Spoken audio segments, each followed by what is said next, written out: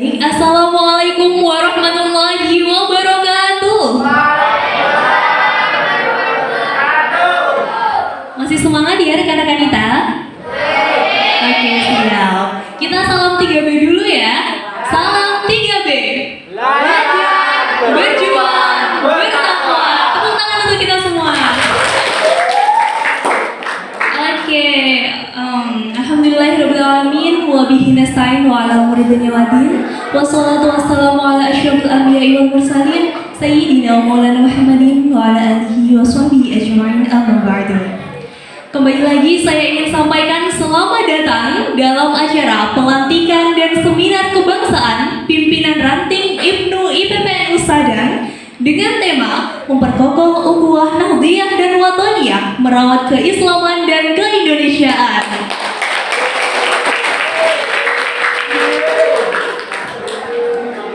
Oke, baik. Sebelumnya perkenalkan, nama saya Rekanita Puput yang akan memandu jalannya acara seminar kita pada pagi menjelang siang hari ini. Oke, rekan-rekan kita? Baik, setelah saya memperkenalkan diri, tak lengkap rasanya bila saya tidak memperkenalkan sosok luar biasa yang ada di samping kanan saya. Beliau adalah Kiai Haji Agus Aminoto Sa'adullah, betul ya? Oke. Tempat tanggal lahir Tuban 17 Februari 1972, alamat Sendang Senari Tuban. Nah, beliau ini rekan-rekan kita saat ini sebagai pengasuh Puspita Darut Tauhid Al-Alawi. Pengalaman organisasi beliau adalah di PC Ansor Tuban, kemudian di PCNU Tuban. Nah, begitu rekan-rekan kita. Tepuk tangan dulu untuk materi kita. Baik, saya harap semangatnya tetap terjaga ya dari awal pembukaan ini sampai nanti menjelang akhir acara. Dan saya sampaikan, rekan-rekan kita kami mohon keantusiasannya untuk menyimak pemaparan materi yang nantinya akan disampaikan oleh beliau. Kemudian nanti di akhir sesi akan ada sesi tanya jawab. Saya akan membuka satu termin pertanyaan terdiri dari 3 orang penanya, entah itu dari rekan ataupun dari rekan kita. Saya harap menyimak, kemudian nanti antusias untuk bertanya ya. Siap? Siap. Oke, langsung saja. Untuk mengefisiensikan waktu dan tempat kami persilahkan kepada beliau. Sallallahu Muhammad.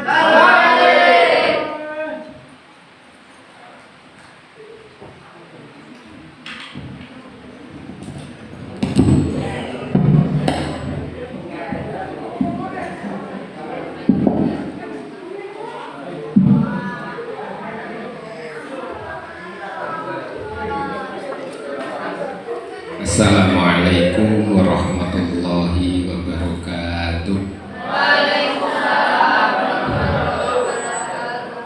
Alhamdulillahil karimil mannan. Summa sholatu wassalamu ala sayyidi walati adnan wa ala alihi wa ashabihi wa kulli man tabi'ahum jami'an bi ihsan, amma ba'du. Yang saya hormati panjenenganipun Mbah Ketua Ranting NU Sadang, seluruh jajaran pengurus Ibnu IPPNU Ranting Sadang. Untuk mereka saya menghaturkan selamat. 1, selamat atas dilantiknya mengemban amanat perjuangan. Nomor 2, juga selamat untuk menempuh hidup baru sebagai panitia. Menempuh hidup baru sebagai pengurus. Rekan dan rekanita semua yang saya hormati, alhamdulillah kalau siang ini kita bisa bertemu pada forum yang membahagiakan ini. Sholawat serta salam semoga tetap tercurahkan kepada junjungan kita Sayyidina Muhammadin Sallallahu Alaihi Wasallam.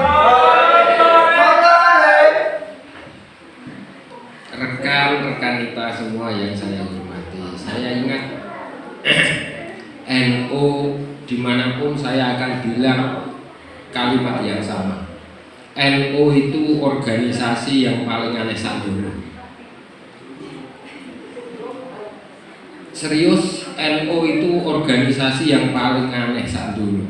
NU itu bisa melepas pasangan-pasangan yang secara akal kita itu lekat sekali. Mosok seperti itu, saya akan menunjukkan beberapa contoh. Di NU itu ada muslimat, pasangannya muslimat itu adalah muslimin. Tapi NU ada organisasi muslimin gitu. Enggak ada. Ya. Ini pasangan yang pikiran kita kalau mendengar muslimat itu kan mesti muslimin. NU itu punya Ansor, pasangannya Ansor itu adalah Muhajirin. Ada lembaga Banom Muhajirin NU itu ada. Betul wonten iki. Nah iki NU itu organisasi paling aneh sak donya. Mulane isine sering kali ya wong aneh-aneh.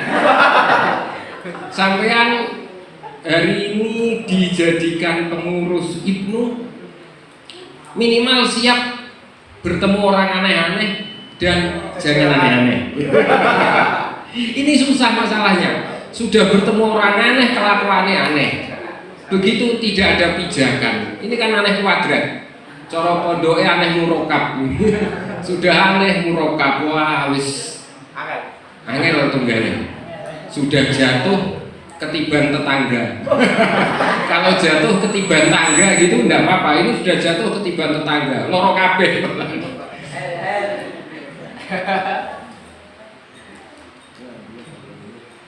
Oke. Sahabat, kalau di Ibnu rekan kita ya, mohon maaf, saya itu neng pondok itu, saya ini bocah pondok tidak punya ijazah, ketemunya biasanya kalau yang laki-laki itu bilangnya ya Kang, kalau yang perempuan itu Mbak. Di Ansor itu sahabat sama sahabati.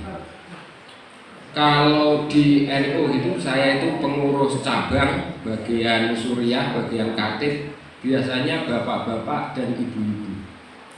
Tapi kadang ya karena sering berinteraksi dengan mereka itu keliru. Begitu dia di fatayat gitu atau di muslimat gitu atau di fatayat gitu, ibu-ibu semua. Loh saya ini fatayat kok dipanggil ibu Pak Jo? Loh raimu rai ibu. Oke ya, begitulah. Suka dukanya di NU itu ya seperti itu. Saya pikir sampai sudah siap mental untuk hikmah di NU di PPNU. Kerja pengabdian yang tiada batas, menghabiskan waktu, menghabiskan tenaga, menghabiskan duit. Itu kerja di NU itu sudah rahasianya malaikat sudah. Yang kedua ingin saya sampaikan begini. NU itu organisasi selain dari komponennya organisasi yang paling aneh sak donya tadi, punya muslimat tidak punya muslimin, punya fatayat tapi tidak punya rijal atau fata bukan tapi diganti ansor. Garis panduan organisasinya sendiri juga agak berbeda dengan yang lain. Saya harus menceritakan beberapa pokok sebagai landasan filosofis, landasan berpikir kita ke depan. NU itu berangkat dari keresahan ulama. Ini ada buku banyak, saya tertarik. Dari tadi saya melirik dulu terus. Sebabnya saya itu lahir dari keluarga orang tidak punya. Saya kawin, bapak ibu saya sudah mati. Kekayaan saya tidak ada lain kecuali buku sama kambing. Lah kok kambing saya sunat itu dikado kambing. Dilalah saya ternak bisa saya pakai sekolah, bisa dipakai mondok. Ya kambing. Wah masih wedhus nek dingo niku barokah. Tapi ya digojloki wong barokah wedhus. Tapi tidak apa-apa. Saya lanjutkan. NU ya itu sebagai organisasi yang pertama kali banyak penentangnya. Ini yang harus kita catat. Tertarik dengan buku, saya juga merujuk dengan buku. Alhamdulillah beberapa buku itu masih hafal di kepala saya, masih ingat. Cuman sampai takut halamannya saya tidak hafal. Tidak mungkin lah hafal buku sehalamannya, tidak mungkin. Tapi sampean buku terbitan LKIS, Radikalisme Islam Tradisional, NU itu berangkat dari pesantren. Ketika kiai itu resah karena apa? Resah karena orang tahlilan, orang manakipan, orang ziarah kubur itu diserang habis-habisan oleh Islam modernis. Jadi NU itu berangkat dari keresahan para kiai. Ngomongnya sakjane jangan kiai, nanti jadi sektoral. Keresahan para intelektual terhadap tradisi yang mulai habis digerogoti dalam perang pemikiran. Kenapa kok saya ngomong perang pemikiran? Di dunia ini tiada lain isinya kan perang pemikiran loh. Orang berpikir tentang ke depan bagaimana. Politik itu perangnya adalah terjemahan dari pikiran. Orang itu mesti punya cita-cita sih. Ya apa saya ini maju, saya ini menguasai. Politik itu urusan aspirasi, bukan urusan partai, bukan. Yang ngomong politik urusan partai itu mesti politik desa atau tidak pernah sinau politik tapi jegur ributnya politik. Politik itu pertama kali urusan ide, urusan pemikiran. Nah, ide ini harus dikumpulkan. Ketika dikumpulkan itu harus ada organisasinya. Organisasi ide ini dibentuk dalam program ini yang cocok ditawarkan lewat organisasi dan itu menjadi partai. Setiap partai akhirnya punya program, itu idealnya. Itu idealnya. Kalau ada partai yang tidak punya program, ya memang partai tidak ideal. Gampang saja.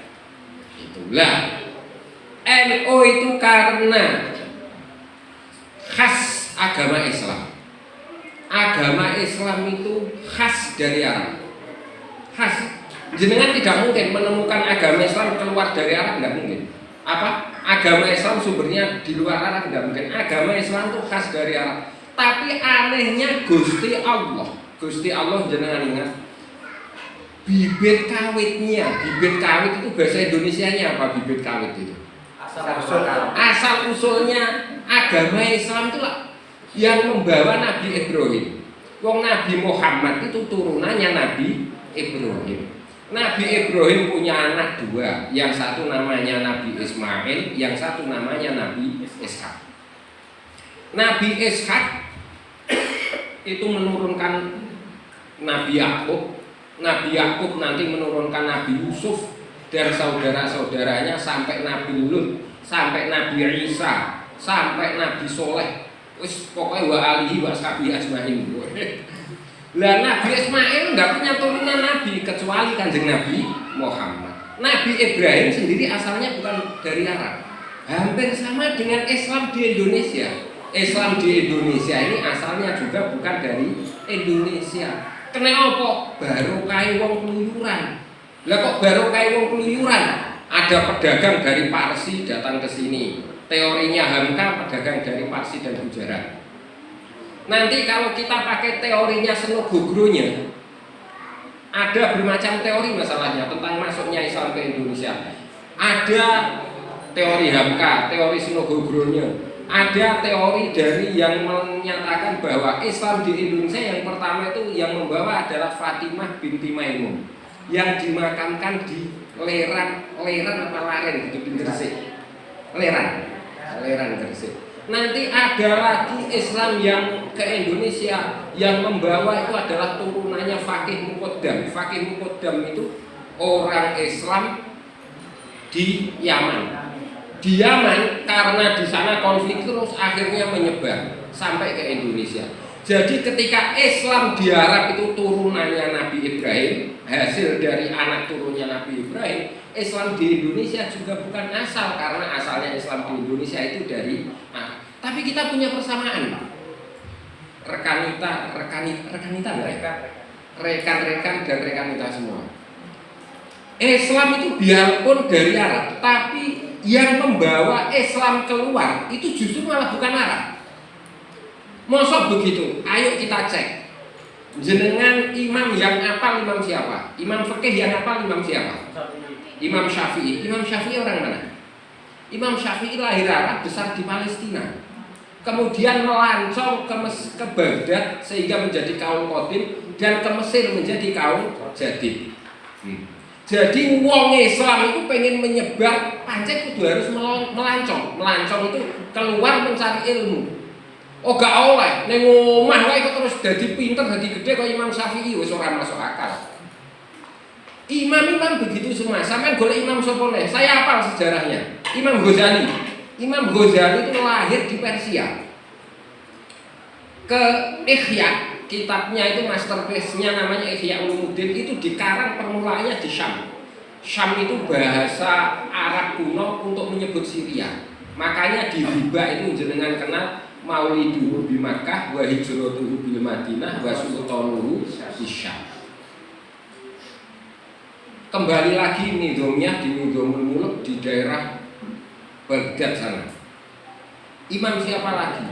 Imam Syafi'i, Imam Abu Hanifah itu juga mulai Kufah. Jadi Ibnu ini, pikiran saya, Ibnu ini kalau pengen menyukseskan NU ke depan harus berani keluar. Artinya berani keluar, jangan hanya di Sadang tok. Berani keluar Sadang, golek ilmu ning jogone Sadang, sawise golek ilmu ning jogone Sadang, balik ning Sadang, diternak ilmunya kok diternak, dikembangkan di Sadang. Lah nek kutuk ning Sadang tok wah bahaya, gak ono ceritane jago hebat jago kandang. Nek ning Sadang tok kok dadine lak jago kandang. Eman, Pak. Golek ilmu ado-ado omah jago kandang, alah. Engko paling ya wis ngawasi lapangan, bal-balan, nganggo pasar mulai ngono wae. Itu. Makanya sejarah itu mencatat bahwa Kanjeng Nabi Muhammad yang membawa ilmunya Kanjeng Nabi Muhammad itu orang luar negeri semua, justru bukan orang Arab. Saya sempat berani menunjukkan beberapa imam. Ada imam itu namanya, misalkan tafsir itu Imam Al-Jurjani. Menurut jenengan Imam Al-Jurjani ini asalnya dari mana?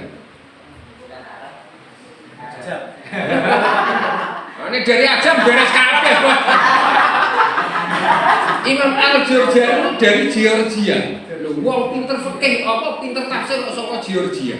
Georgia itu padahal antara Uzbek dengan Cina. Ada lagi Imam Qurtubi, itu dari mana? Cordova itu mana? Spanyol. Imam kalau sekarang Imam Qurtubi, kalau Inter Milan, AC Milan, Barca mau main kan bukan sing dongane Imam Qurtubi, mulane menangan kabeh. Saya lanjutkan lah. Kembali ke Islam di Indonesia, masalahnya begini, Pak. Kenapa kita harus memakai ukhuwah nahdiyah sama ukhuwah watoniyah?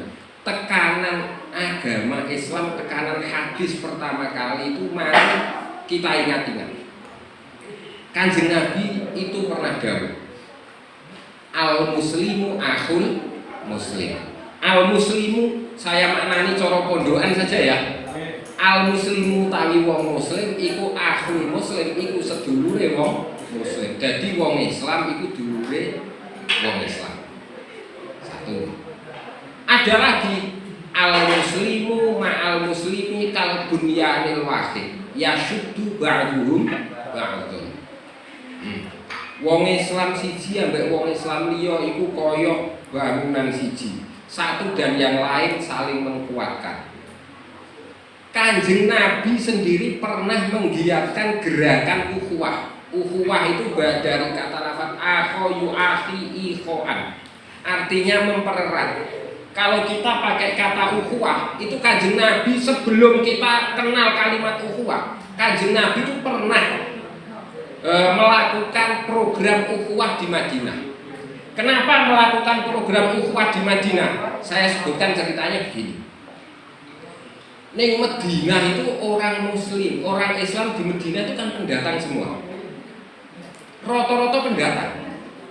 Karena orang Islam di Madinah itu adalah orang muhajirin. Madinah itu dulu dikuasai orang Yahudi. Orang Yahudi itu dikepung oleh dua suku pokok. suku Aus sama suku Khazraj. Suku pokok ini misalkan dunia gitu ada pro Amerika, pro kapitalisme sama pro sosialisme. Suku Bani Qainuqa, ada Bani Quraidah, Bani Nadir itu pro yang satu.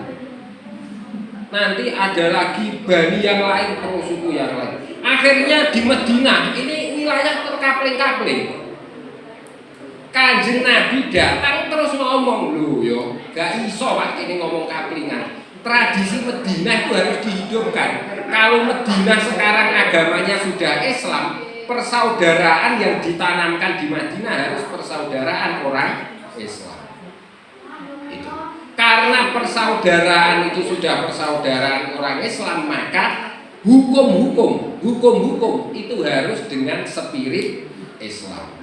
Makanya ketika geger dengan Yahudi, Kanjeng Nabi membuat fakta perjanjian namanya Madinah, Piagam Madinah atau Sakifah Madinah. Bahasa Inggrisnya Madinah Charter. Kenapa? Wong Yahudi itu senengane nyerang. Mergo senengane nyerang, akhirnya dibuat fakta perjanjian. Kenapa harus ukhuwah begini loh Pak masalahnya? Kenapa harus ikatan persaudaraan? Kita ukhuwah Nahdiyah sama ukhuwah Watoniyah. Kita bahas ukhuwah Nahdiyah sih. Kenapa harus ada ukhuwah Nahdiyah? Jangan sampai kalah dengan ilmu sosial. Ukhuwah itu akan melahirkan solidaritas, persamaan, persaudaraan itu akan melahirkan solidaritas. Solidaritas paling kuat itu adalah solidaritas berdasarkan etnisitas. Etnis itu menjadi bangsa. Jenengan buka kamus sosial, yang namanya bangsa itu mesti status yang ditentukan oleh golongan darah, tempat tinggal, budaya dan bahasa yang sama. Ibnu kudu ngerti. Ibnu orang ngerti bangsa, balul Ibnu balul. Kenapa? Yang namanya bangsa, akeh wong ngomong bangsa tapi ditakoni bangsa itu apa toh? Ayo bangsa Yahudi ngono. Ora iso. Bangsa itu jadi status yang ditentukan oleh ikatan darah, budaya, tempat tinggal, dan bahasa. Itu akan menentukan status bangsa. Nah, itu yang akan menciptakan solidaritas. Solidaritas berdasarkan kebangsaan ini namanya solidaritas organis. Ilmu sosial membagi dua, satu solidaritas mekanis, nomor dua solidaritas organis. Itu. Saya lanjutkan program Kanjeng Nabi. Saja ini ngomong programnya Kanjeng Nabi. Kanjeng Nabi di Madinah itu membuat program ukhuwah. Bahasa Arabnya ikho. Ikho itu persaudaraan. Persaudaraan itu sama dengan ukhuwah, artinya sama. Dari kata ikho, derivat terusan lafadznya menjadi ukhuwah. Kode karo dulur terus nyedulur. Kok dulur sik lagi nyedulur. Bahasa Arab itu ya meh padha karo basa Jawa. Kadang wong Jawa kok nek maca ya keliru. Fayakunu diwaca pikun. Kadang diwaca di pelajaran iklal itu ada. Ada hudan-hudan darosa latarni li. Hudan-hudan darosa latarni aja balang sapa sira li maring ingsun. Mergo sing maca Kiai Jawa, hudan-hudan deres latar mili. Weh podo ya jane.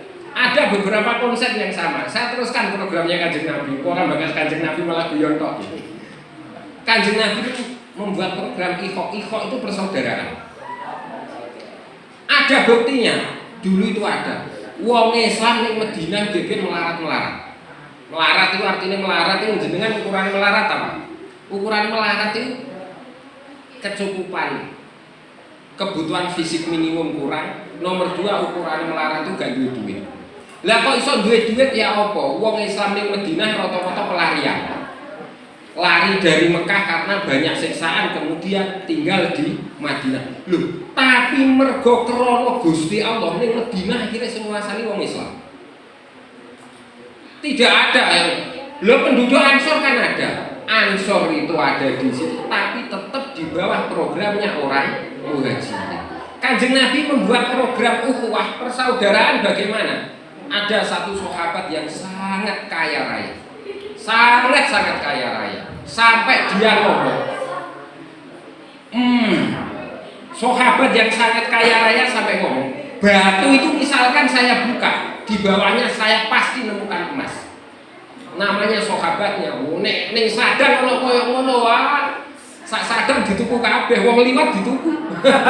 Wong ape ning pasar go dagangan go entuk diborong dhisik. Ada siapa itu namanya Abdurrahman bin Auf. Abdurrahman bin Auf itu asalnya pedagang kaya di Makkah. Begitu pedagang kaya di Makkah dia terusir.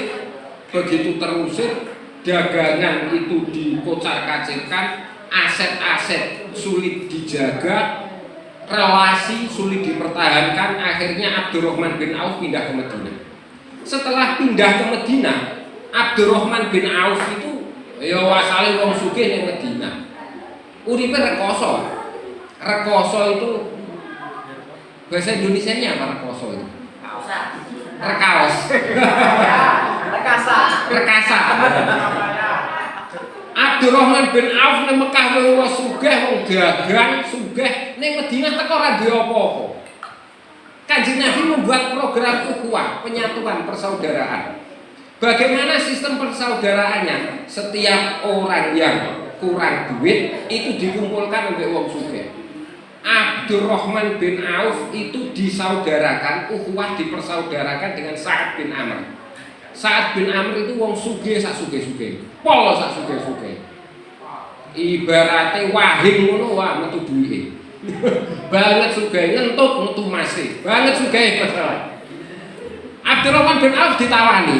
Abdurrahman bin Auf, saya itu ya gimana sungkan dengan Kanjeng Nabi. Wong kamu yang membuat kita bersama ini agama Islam dan yang menyuruh saya ketemu sama ini Kanjeng Nabi. Saya harus bagaimana?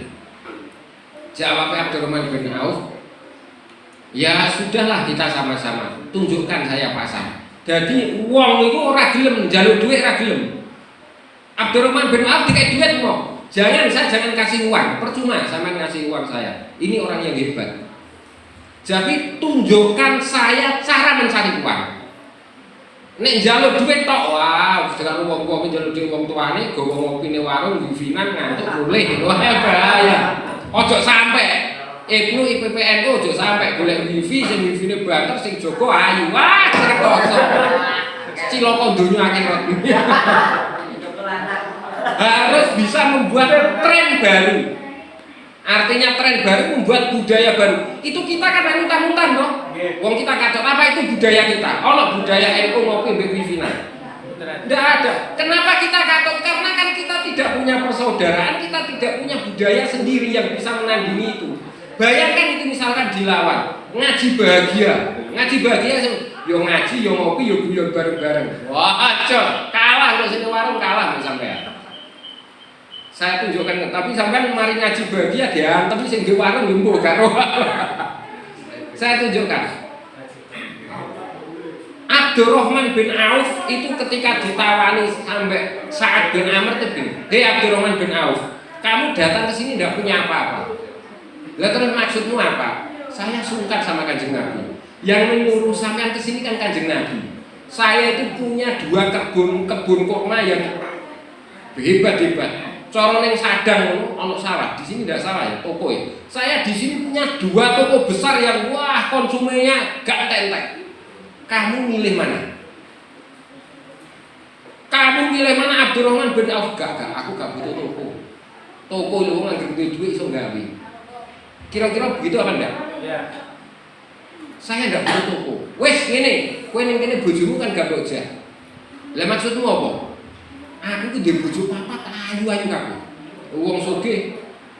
Sa'ad bin Amr itu sugih. Sa'ad bin Amr Al-Ansori namanya. Sampeyan bisa ngecek di bukunya Suwarul Hayati Sahabah. Halamannya berapa? Saya nul-nul, gak apa halaman. Aku ndek bojo 4, cara Ibnu ngono, Ibnu ambek PPNU, aku ndek pacar 4 ayu-ayu kabeh. Wes.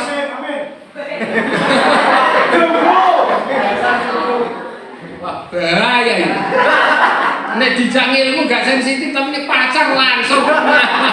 Joblo-joblo Mbak. Oh, ngoten Mbak. Jelas. Ya Allah. Oke, saya lanjutkan cerita saya tentang Abdurrahman bin Auf. Saya punya istri 4 ini cantik semua. Kamu pilih mana? Nanti saya cerainya setelah selesai. Kamu bisa kawin dia. Ora nggone wong pacare wong dioyokno ora.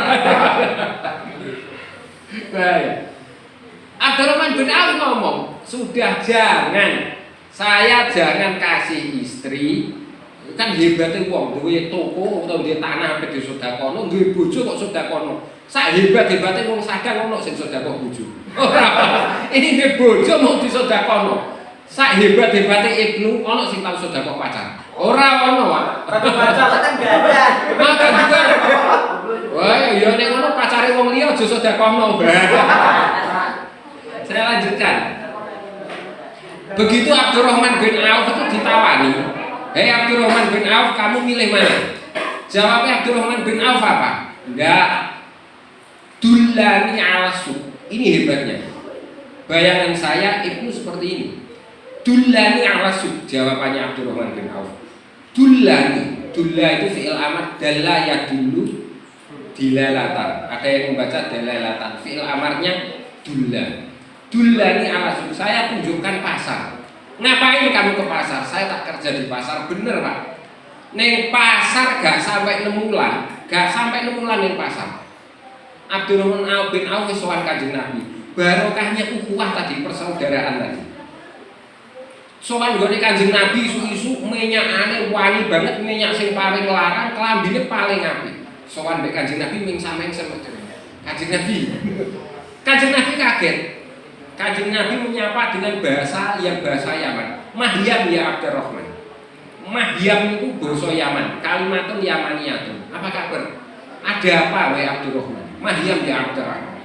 Ana apa Abdurrahman? Kowe esuk-esuk klambi mati minyakmu wangi. Kowe teko nemulan kepungkur klambimu ya Allah lengene wis dawa sisih. Ambune wis kaya wedhus. Saiki kowe teko klambimu apik. Klambi paling apik mereke apa kira-kira? Saya enggak tahu. Apa? Swallow. Ya, saiki kowe klambimu mereke Swallow misalnya. Saya enggak hafal. Minyakmu paling larang, minyak paling larang namanya apa? Baygon.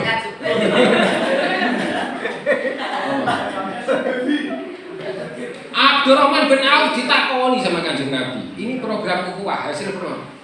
Mahyam ya Abdurrahman, ada apa kamu pagi-pagi biasanya datang telat, sekarang datang pagi bajumu apik, minyaknya wangi, kamu terlihat rapi. Kamu habis mandi juga.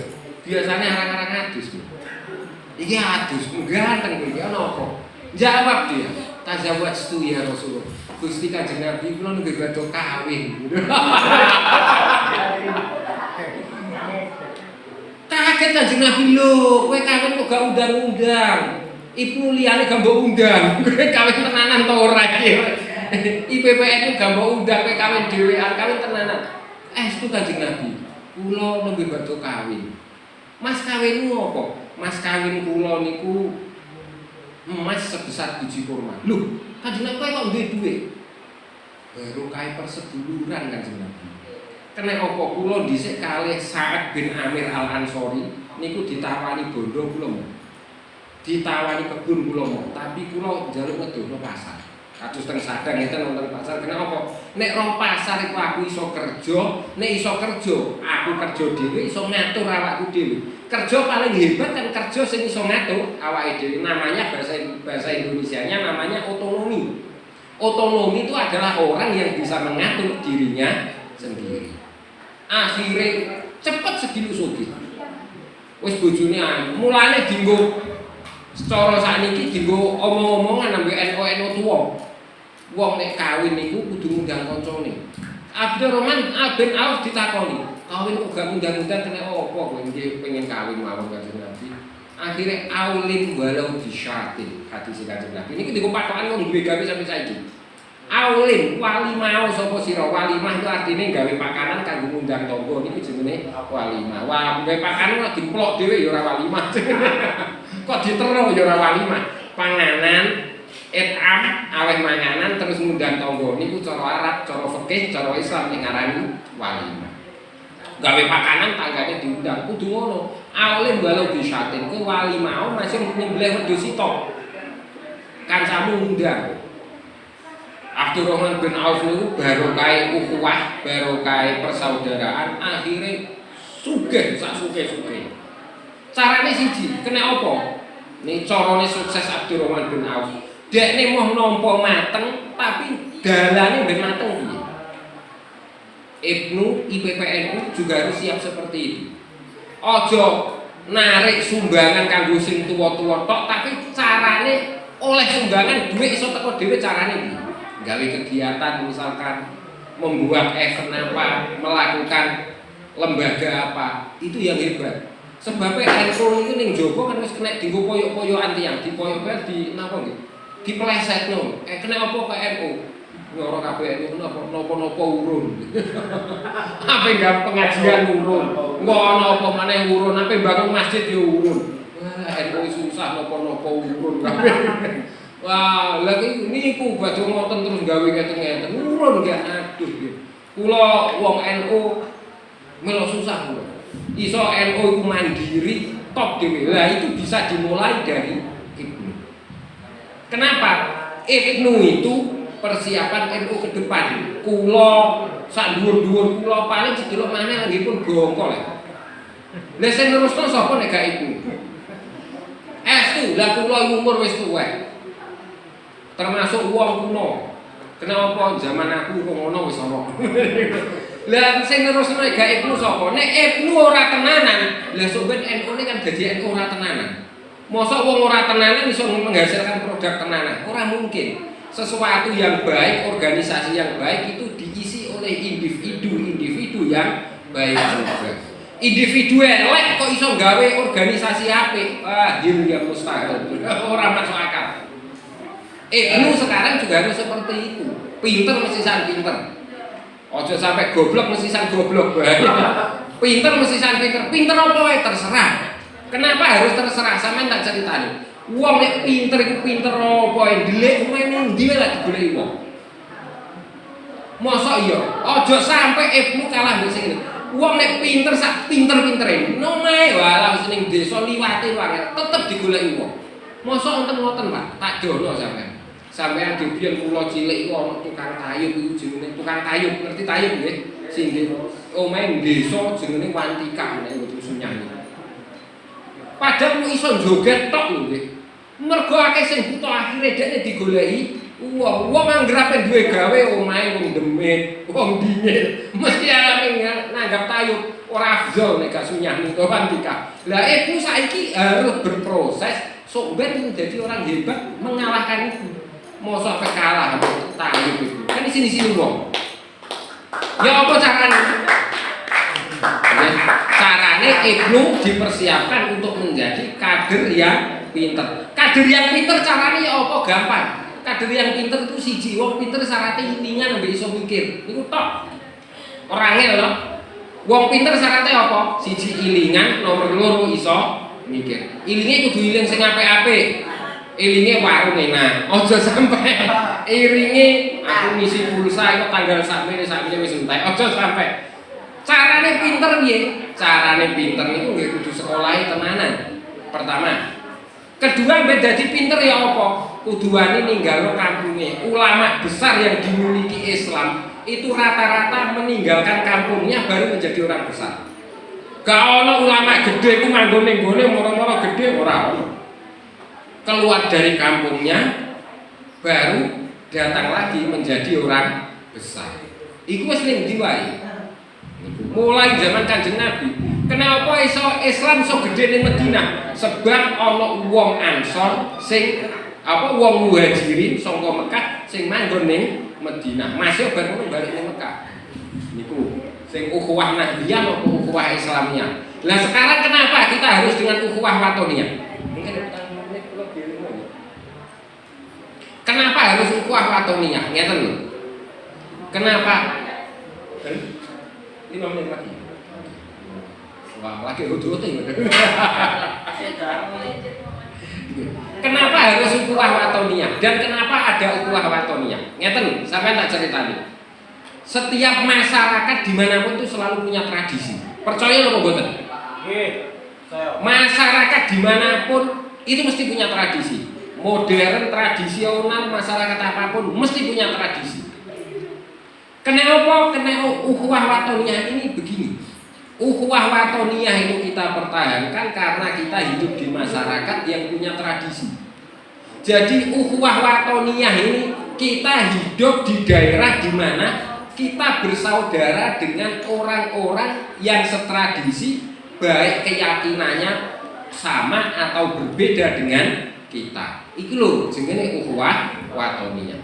Tapi dimanapun yang namanya ukhuwah, dimanapun yang namanya ukhuwah, kita identitasnya harus jelas.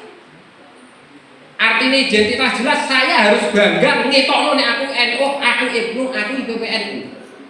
Ukhuwah dengan identitas tidak jelas, kita akan hancur. Mosok ngono, Pak. Sampeyan tak ceritani. Sampeyan persaudaraan kalau identitas tidak jelas, hancur kita. Kenapa kok ngono sampeyan tak ceritani? Wong niku nek identitasnya gak jelas. Wong ku apa berperan apa ngetok iku rawani, Pak. Lagi wae pilihan lurah hukum, sampean identitasnya gak jelas. Iki wong iko apa wong iku? Lah bingung. Wong ape sedekah duit lurah ning gone sampeyan nduk iku wong iko apa wong iku to? Gak jelas wong kuwi. Ape nampa kabeh kemaruk iki wong yo. Kita identitas jelas, kita bangga. Sementara ini saya menemukan kader yang merasa bangga dengan IPNU dan IPPNU itu masih jarang. Ada tapi masih jarang. Ditakoni kayak IPNU, gak ngerti aku IPNU apa ya? Kayak IPPNU, aku singkatannya apa? Aku ya lagi krungu. Wah, itu ciloko mencit tenan. Ciloko mencit itu apa ya? Jambu mente, jambu monyet. Aku ketemu wong ngono kuwi tak arani wong kowe monyet iki. Harus menunjukkan bangga. Aku iki lho IPNU. Aku iki PPNU. Satu. Dengan identitas yang jelas, ukhuwah ini menjadi setara. Wong liya identitasnya jelas, saya dengan sampean identitasnya jelas. Syaratnya siji, ukhuwah watoniyah. Identitas saya sebagai orang NU jelas, identitas orang yang ada di lingkungan saya juga jelas. Wah, identitasnya gak jelas, identitasnya ngolah ngaleh, percuma kita ukhuwah dengan dia. Kenapa? Orang tersebut karena tidak punya pegangan mau mendekat dengan kita hanya karena kepentingan. Makanya ukhuwah dengan identitas yang jelas itu jelas. Kita mulai dari kita. Saya IPNU, siap mengatakan saya IPNU? Siap. Saya IPPNU, siap? Siap. Menunjukkan identitas saya IPNU atau IPPNU, siap? Siap. Sampai gak siap sampai izin jadi IPNU atau IPPNU tak tagih ning akhirat. Malaikat Malik tak kandhani itu bikin dunia aku. Lebih-lebih ning neraka dhisik. Kok apa omongane ra kena dicekel jadi. Kita ini harus siap menunjukkan identitas saya IPNU atau saya IPPNU. Kenapa? Sampai ada identitasnya jelas, ketemu sapa wae sampean rela. Identitas ini akan melahirkan persamaan dengan orang lain yang punya identitas baik sama maupun berbeda. Persamaan antara identitas tersebut itu terciptakan solidaritas kebersamaan sehingga terjadi ukhuwah. Ini loh ukhuwah watoniyah itu. Jadi namanya ukhuwah watoniyah bukan menggugurkan identitas. Aku ketemu singkek, aku duduk terus identitasku jadi koyo singkek. Aku ketemu wong Eropa, aku jadi identitasku ketemu wong koyo wong Eropa. Tanggaku iki wong negro, aku jadi koyo wong negro. Jenenge ora ukhuwah itu. Cara ilmu sosial jenenge imitasi. Identitas saya leburkan untuk sama dengan orang lain. Artinya apa? Saya IPNU, saya bangga. Ketemu siapapun bersama saya apapun, saya tetap IPNU atau IPPNU. Identitas ini yang saya pertahankan. Itu baru nanti akan kita timbul ukhuwah. Lah ukhuwahnya seperti apa? Gampang. Ojo sampai belok wong sing luwih gede, itu bahaya. Dimanapun pertandingan kok melawan yang lebih besar. Kira-kira pertandingan kok lawan yang lebih besar. Kira-kira sing cilik menang apa kalah? Kalah. Tak kayak contoh. Persaudaraan melawan yang lebih besar itu prinsip ilmu sosial. Kita bersaudara dengan yang lebih besar. Itu jadinya bukan kooperasi tapi eksploitasi. Amerika itu gawe pabrik ning Indonesia. Ketok Indonesia sing untung, tenaga kerja diserang. Pengangguran minim, ada pemasukan. Tapi sing gawe pabrik Amerika, sing untung akeh ndi? Amerika atau Indonesia? Amerika. Padahal kerja sama antara yang kecil dengan yang lebih besar. Nek dikai contoh ini kita gak nyantol kowe. Tak kai contoh sing luwih penak, bal-balan. Bal-balan kesebelasan Sadang, musuh kesebelasan Barca. Wasite golekno sing paling apik. Aturane golekno sing aturan paling top. Wasite kon saadil-adile. Kesebelasan Sadang, musuh kesebelasan Barca. Sing menang ndi? Sadang, wallahu a'lam. Loh, kenapa? Wong pemainnya tidak fair kan? Wong Sadang kok tinju kelas ringan mbok musono kelas berat. Wes golekno wasit sing paling top, aturane gawe paling judul. Kira-kira sing remuk sing ndi? Penonton. Kita ukhuwah pun juga seperti itu, Pak. Ukhuwah watoniyah itu tanpa menggugurkan identitas kita sebagai Ibnu, sebagai IPPNU, sebagai orang NU. Sebab kalau identitas kita gugurkan untuk kepentingan mereka, kini koyo-koyo kok dadi jongos. Ana gawe ngono kene rono. NU-ne ra ketok. Ana gawe rono kene rono. NU-ne gak ketok. Harapannya mulai dari Ibnu IPPNU harus tegas. Saya Ibnu, saya berada di sini. Orang lain saya simpati juga, saya siap kerjasama dan siap membela. Kenapa? Ning gone kita fikih ngeten masalah. Ana wong kira-kira manggon ning daerah wong Islam. Sing upama wong iki keleleran, sing tanggung jawab sapa? Wong Islam kan. Usah ditakoni agamane lho mboten. Wonten tabrakan ning dalan. Nggih. Jenengan ape nulungi, kok takoni agamane ora? Ora usah. Agamamu apa? Aku Yahudi cekek. Oh, salah Yahudi ora ana mate. Ana wong diserempet bis, perwat tiba. Sampeyan ora mungkin takon. Hei, bapakmu piye lho? PKI nek. Ora. Nah, ini loh spirit moral kebersamaan ini loh yang kita kemas sebagai ukhuwah watoniyah. Tapi kita ukhuwah kudu milih, Pak. Satu, tidak meleburkan identitas kita. Nomor dua, harus tetap milih, Pak. Kita selektif. Gak oleh gak kena wong kita ukhuwahi kabeh ku gak kena. Sebabnya kadang wong gelem dijak ukhuwah nalikane dekne lara, nalikane penak dupa. Aja sampai. Ukhuwah tetap ukhuwah, kita jaga sesuai proporsinya. Kok jangan disalahpahami. Ning ngono aku ora usah ukhuwah, oh malah bonyo. Urip dhewe ning tengah alas dingil ngono. Lah piye lek ngono? Kita ukhuwah ning ndi sekarang? Apa dong makan? Oke, lah berarti kalau begitu bagaimana? Kita menjaga sebagai warga negara, kita bertugas untuk menjaga kebersamaan dengan warga negara yang lain. Apapun yang berpotensi meresahkan warga negara itu harus kita sikat. Contohnya apa? Misalkan ono bom meresahkan warga negara, kita harus keplok-keplok apa melawan? Wes upama pasar Jatirogo dibom, warga negara agamanya Islam, sampean keplok-keplok apa melawan? Melawan.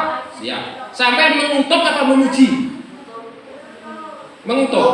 Sama saja. Bom tidak harus di pasar Jatirogo. Bom dimanapun kamu meresahkan warga negara, kita juga harus mengutuk. Iku lho jenenge ukhuwah watoniyah. Kenapa seperti itu? Karena korban bom itu orang wong tok.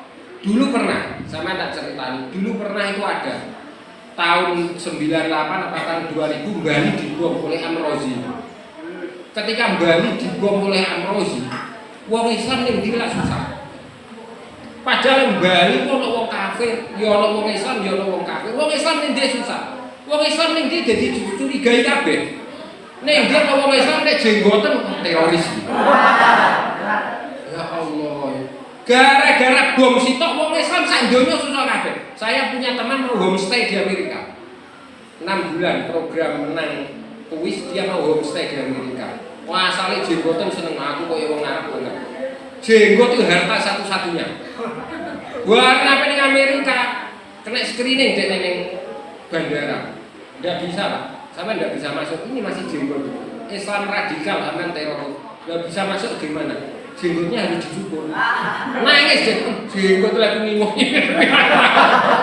Gara-gara apa nih Amerika berondol. Kenapa seperti itu? Jelas. Gara-gara bom Bali wong Islam ning diwae dadi susah. Lho kok ana sing bengok-bengok nalikane tanggane susah, berarti wong iki ora napa? Ora waras. Iki lho jenenge ukhuwah wato niat. Kita turut susah, tapi jangan sampai kita dibuat susah. Bagaimana? Ini namanya ukhuwah itu menuntut kesetaraan. Kesetaraan tidak harus sama. Ekonomi juga harus setara, tidak harus sama. Kalau yang punya modal berat dilindungi, modal kecil juga harus dilindungi. Nanti kebersamaan ini loh akan terangkai ukhuwah. Ojo sampai kerjasama ambek sing luwih gede koyo mau. Iso koyo pertandingan ambek musuh sing luwih gede. Kesebelasan sadang musuh kesebelasan Barca. Nangis Barca. Nangis syukur mergo menang gede.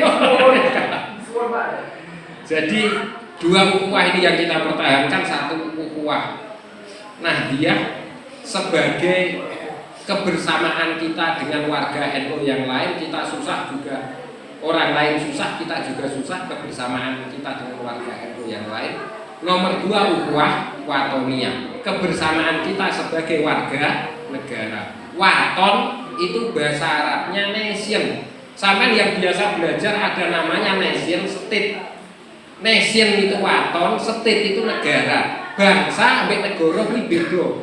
Negara itu mergo perjanjian. Ada kontrak bersama untuk mendirikan satu organisasi besar yang dipimpin oleh presiden dan diatur bersama-sama dengan konstitusi dan undang-undang dasar. Itu loh jenenge negara. Makanya ada kontrak sosial. Cara Thomas Hobbes ada kontrak sosial. Kontrak organisasi besar dengan satu teritorial yang diatur bersama-sama, manajemen bersama dan dikontrol oleh wakil rakyat. Itu loh jenenge negara. Nek bangsa orang koyo ngono, Pak. Bangsa itu kita tinggal bersama, bahasa yang sama, tradisi yang sama, darah yang sama. Kebersamaan ini loh menimbulkan bangsa. Ini kita yang tidak bisa kita yang ditipu mentah-mentah. Sudah melewat batas, tidak apa-apa. Kita yang ditipu mentah-mentah oleh Inggris. Bangsa itu aslinya konsepnya orang Yunani. Nation itu yang ngomong pertama kali orang Yunani. Masa begitu? Sama bisa membaca filsafat politik atau filsafat sosial. Dulu orang Yunani itu menyebut dirinya genus Helenis. Makanya orang Yunani orang Helen. Selain orang Helen itu disebut nation, pendatang. Nation itu artinya pendatang dulu, zaman Yunani. Ditranslate, diterjemahkan ke bahasa Inggris menjadi kualik. Begitu diterjemahkan bahasa Inggris menjadi kualik nation itu jangan aslinya artinya pendatang, justru diganti menjadi orang yang bertempat tinggal atau pribumi. Ini pembalikan konsep. Sampai bisa membuka antropologi atau membuka filsafat sosial. Bangsa, nation, nasionalisme itu dari bahasa Yunani genus Helenus. Nation itu pendatang. Sekarang dibalik. Yang nasional itu malah pendatang, yang orang asing itu malah diberi nama yang lain. Nah, dua ukhuwah ini kalau kita pertahankan dimanapun kita, kapanpun kita mesti menjadi orang sukses. Satu ukhuwah Nahdiyah, kita sebagai warga NU. Nomor dua ukhuwah watoniyah. Sebab kekacauan dimanapun itu tidak bisa menghasilkan apa-apa kecuali kekacauan berikutnya. Yakin nih, sampai ning kacau tidak bisa menghasilkan apa-apa kecuali kekacauan berikutnya. Podo wae, Pak. Kenapa sampai harus hebat? Karena orang hebat itu akan dilahirkan oleh orang yang juga hebat. Orang mungkin wong ora hebat, wong lahir wong hebat itu carane kon ndi? Makanya sampean harus hebat dulu, berguru ke orang hebat supaya Ibnu IPPNU Sadang ini juga menjadi orang hebat. Gelem gak kira-kira dadi wong hebat? Ketoke kok mau. Kawan, Pak. Mau aku dadi wong hebat angel kabeh jare sapa? Oh dadi wong hebat ben ape lungguh ditatakno kursi. Kamar ora ono AC-ne digolekno AC iku enake wong hebat. Tapi susah ya ngono ning ndi wong dadi kenal. Paling susah. Ora sampean maru lho Pak. Upama sampean dadi wong hebat, dadi presiden kok dadi intelektual ngono. Pak lho, jenengan intelektual kok marung teng pojokan iki. Golek TV nggih, kan duwe ora sampean. Sahabat-sahabat Ibnu IPPNU yang saya hormati, itu yang bisa saya sampaikan untuk jenengan. Tekanannya jelas, selain ukhuwah watoniyah dan ukhuwah nahdiyah ini kita pertahankan, harapan saya jenengan siap untuk menjadi orang hebat dan memimpin Indonesia ke depan. Amin Allahumma. Kemudian terima kasih. Assalamualaikum warahmatullahi wabarakatuh. Assalamualaikum warahmatullahi wabarakatuh. Boleh dong dikasih tepuk tangan dulu.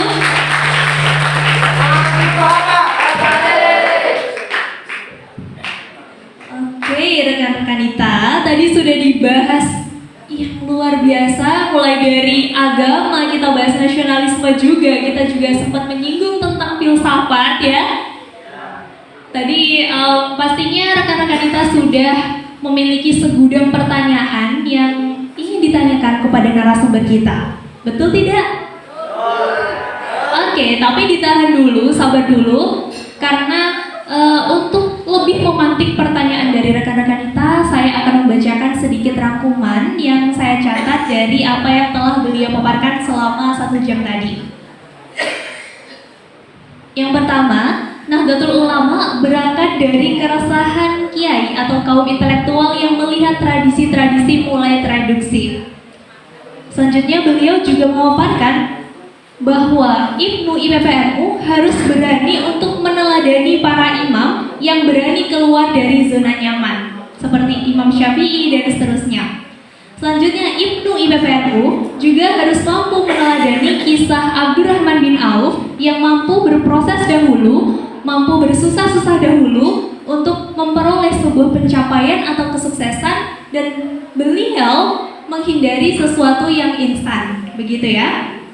Selanjutnya, ukhuwah melahirkan solidaritas. Solidaritas paling kuat berdasarkan etnisitas atau bangsa yang disebut sebagai ukhuwah watoniyah. Kemudian ada juga ukhuwah nahdiyah. Dan yang terakhir, jaga identitas kita sebagai Ibnu IPPNU, kader muda Nahdlatul Ulama. Oke? Siap? Siap ya. Kalau begitu kita mari kita semarakkan lagi forum ini dengan kita berteriak bersama saya ya. Saya Ibnu IPPNU dan saya bangga. Oke, boleh diulang setelah saya. Saya Ibnu IPPNU dan saya bangga. Oke, tepuk tangan buat kita semua. Siap. Yang bapak-bapaknya di depan sini Ibnu IPPNU juga. Terima kasih ya sudah mengikuti. Baik, selanjutnya rekan-rekan kita, tibalah kita di sesi tanya jawab. Saya persilakan terlebih dahulu untuk 1 orang penanya dari Ibnu dan 1 orang penanya dari IPPNU. Silakan diangkat tangannya. Baik, silakan rekan. Boleh perkenalkan diri terlebih dahulu. Silakan disebutkan nama dan asal, kemudian silakan disampaikan pertanyaannya. Salam Nabi Muhammad.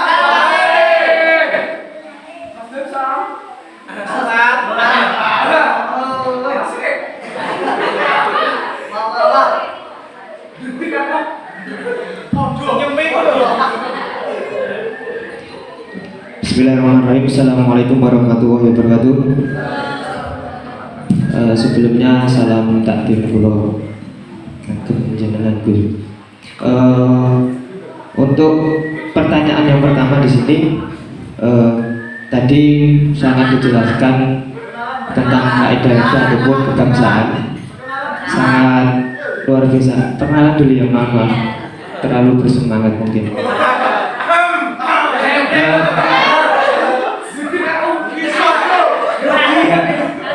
Ya, perkenalkan, nama saya Abdul, saya dari Geduruan, Soko Merenjeng. Saya di sini tamu. Single atau double? Masih single. Langsung ke pertanyaan. Tadi sudah disampaikan luar biasa, mulai dari awal berdiri NU hingga dari keidentitas harus kita tunjukkan ke NU-nya. Hari ini kita berbicara tentang seminar kebangsaan. Kalau kita berbicara tentang kebangsaan dalam yuridisnya adalah tentang keadilan. Yang mana di sini saya mengutip daripada hadis Rasulullah, al-ma'u al-naru wal kalamu, yang di sini artinya air, minyak dan batu bara, dan lil jami'i milik rakyat, dengan sesuai dengan Undang-Undang Nomor 39 Tahun 1945. Kalau kita berbicara tentang kebangsaan, yang mana kita ketahui secara data, banyak yang tidak tadi dikatakan banyak yang tidak adil ataupun banyak yang tidak keluar dari zona nyaman. Artinya dengan dalil kaidah hadis tersebut banyak kaum musta'adin. Nah, kaum musta'adin itu kaum yang lemah, artinya kaum lemah yang selalu diinjak martabatnya. Lah di sini musta'afin, musta'afin. Artinya di sini banyak yang aktivis NU tidak mau keluar dari zona nyaman ketika melihat saudara-saudara kita tertimpa daripada musibah. Artinya ini bukan dari musibah bencana alam, tapi ini musibah dari akibat kerakusan manusia itu sendiri untuk menguasai sumber daya alam yang ada di Indonesia ini. Nah, tadi berbicara tentang ukhuwah Islamiyah, ukhuwah basyariyah, ukhuwah watoniyah.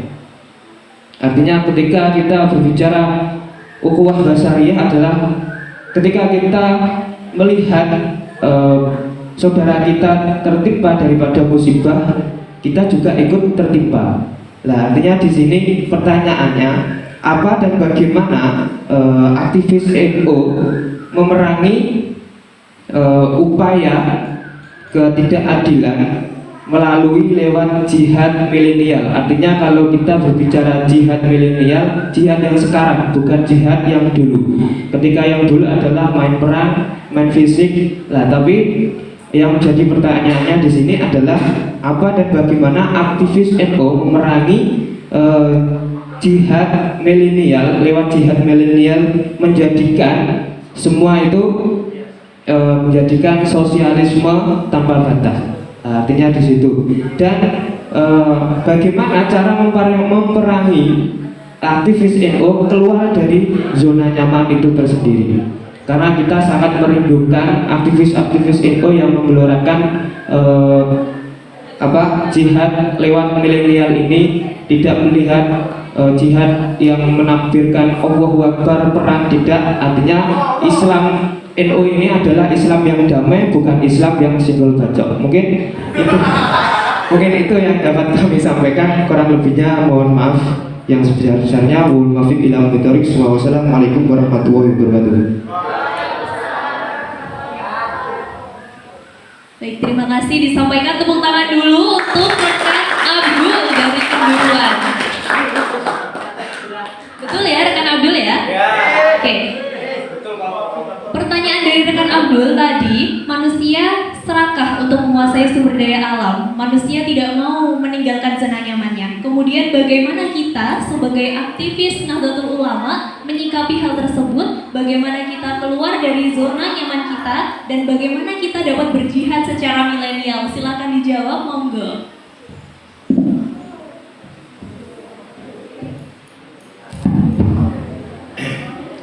Mas Abdul tadi saya juga ikut Mas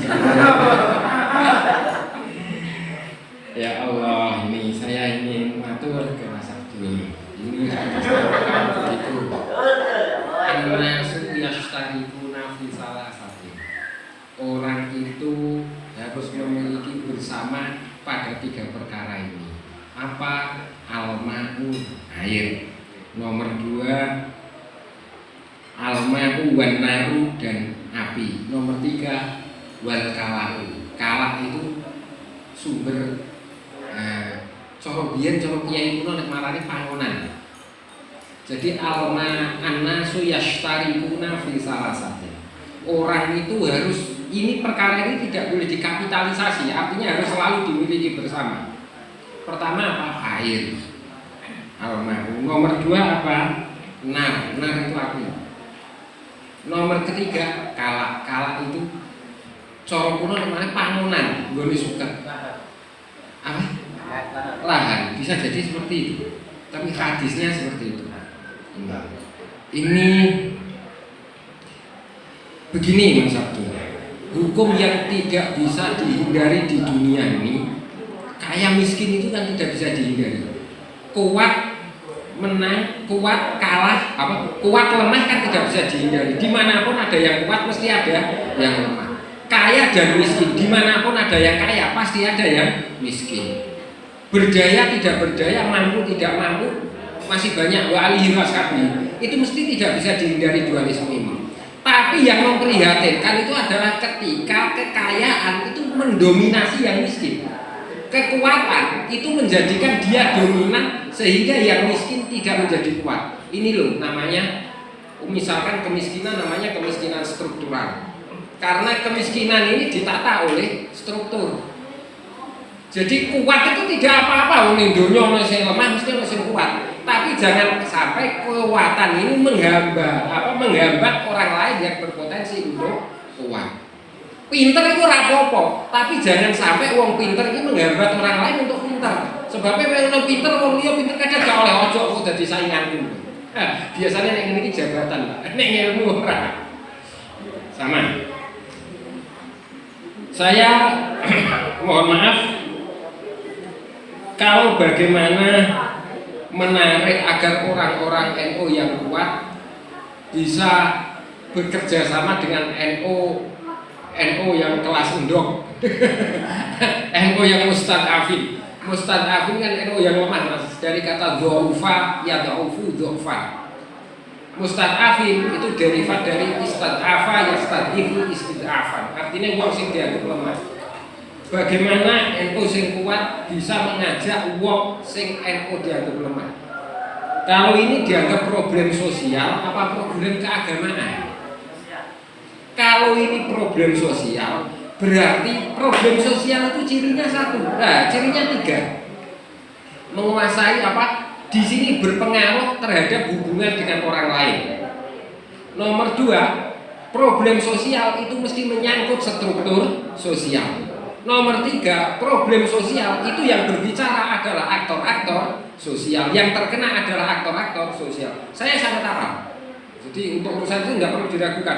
Bagaimana merubah agar wong NU ini mampu mengurusi yang lemah-lemah, mampu berinteraksi dan mengangkat kaum mustadafin. Kalau ini dianggap problem sosial, berarti kita pertama kali harus merubah struktur sosial. Karena apa? Yang namanya perkara sosial itu perkara yang berhubungan dengan yang lain dan berpengaruh secara sosial. Ada contoh banyak. Saya tak contohnya gampang untuk problem sosial.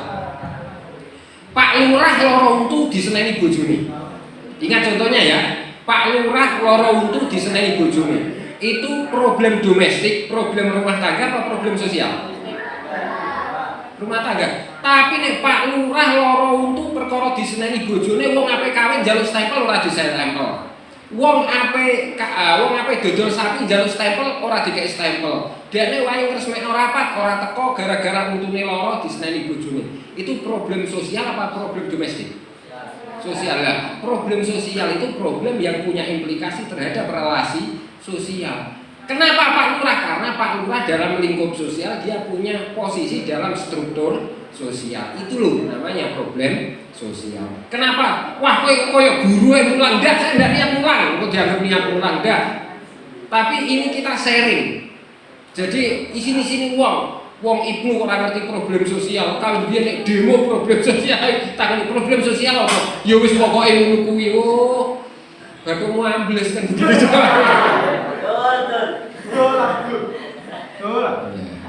Nah, ini jadi kita dudukkan. Bagaimana memaksa orang yang ada pada zona nyaman? Ini kayak istilahnya ya. Motivator terkenal yang harus keluar dari zona nyaman itu siapa? Tung Desem Waringin apa siapanya? Mario Teguh. Bagaimana? Kita harus punya mekanisme untuk membuat mereka tidak bisa eksis kalau mereka tidak keluar. Kenapa? Sesekali orang keluar itu harus menghancurkan dirinya ketemu dengan orang lain. Ini loh namanya hukum dialektika. Orang harus melawan dirinya keluar dengan orang lain. Misalkan secara sosial dia mampu punya toko besar. Wis salah, tokomu sak gede-gede lo, duitmu akeh-akeh. Tokomu gede-gede lo. Tapi kowe nek gak rukun ambek tangga aja sampai ke kangelan jaluk tulung tanggamu. Nek jane ngomong, aku bayari wong tak kon nglebono aku ning kuburan tak kon aja sampai kowe kuburan ana segrim sing nani lo kowe. Kita masih punya mekanisme untuk pressure, untuk menekan. Jadi, wong namanya hubungan sosial kan mesti ada hubungannya. Faktor-faktor yang berhubungan kita identifikasi, kemudian kita jadikan pressure untuk menekan mereka supaya eling dulure, supaya menegakkan ukhuwah dengan yang lain.